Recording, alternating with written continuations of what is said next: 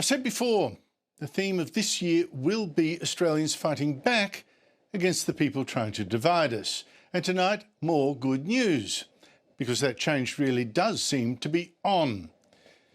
And the news is not just what I showed you last night. The crowds at yesterday's Invasion Day ceremonies or protests, they were down in Melbourne, way down.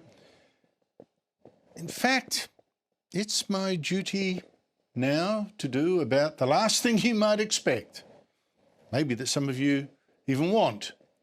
I must praise the Prime Minister, praise Anthony Albanese. Now, I thank this man who tried to divide us by race with a voice, did divide us by pandering to the Muslim vote, by attacking Israel.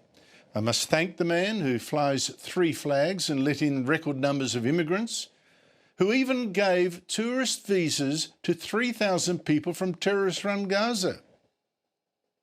I now thank Albanese because I think he finally gets it. Or maybe he just reads the polls and sees Australians are suddenly very, very worried that we're being torn apart. Albanese's speech yesterday at the national flag-raising ceremony to immigrants about to get their citizenship certificates stressed like never before how they should not just love this country but drop any nasty cultural baggage. A commitment that every citizen makes to our nation and a promise our people make to each other to leave behind the burden of old prejudices and hatreds. And in an opinion piece for the same day, Albanese went even further, saying that migrants must, and note this, must pledge loyalty to our values.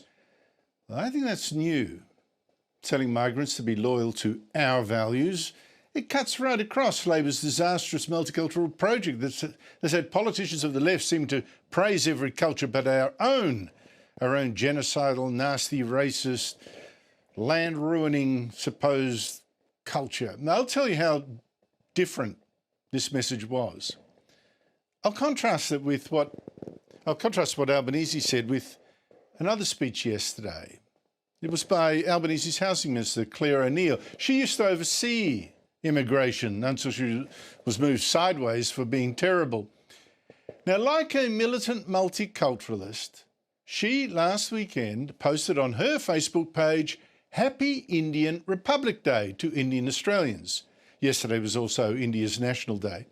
But she did not post a Happy Australia Day for the National Day of her own country.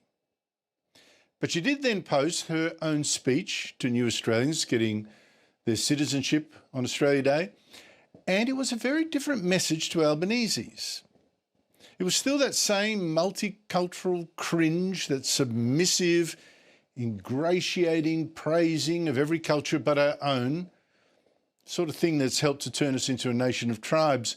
Now, unlike Albanese, she did not tell migrants they owed their loyalty now to Australian values. Apparently, we instead owe migrants praise for their values. Listen for yourself.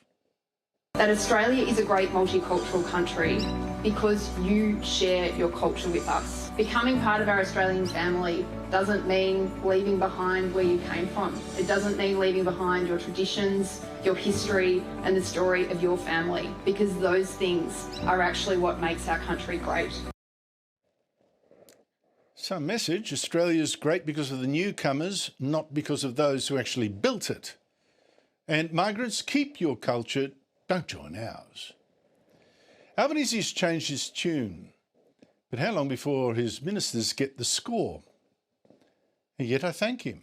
I mean, whether he means all this in his heart or is just blowing with the wind, I don't really care. The critical thing is that our Prime Minister now realises Australia is in danger, threatened by people with contempt for its values. And this year could finally be when we start to save it.